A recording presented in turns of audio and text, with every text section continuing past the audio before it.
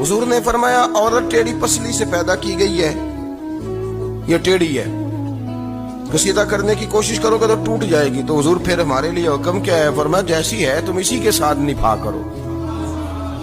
आप समझें कि इतना महफूज हुजूर ने दर्जा दे दिया बीबी को, इतना महफूज कि फरमाया गलती भी हो तो मेरे गुलामों तुम इसके साथ निभा करो, गुजारा कर लो।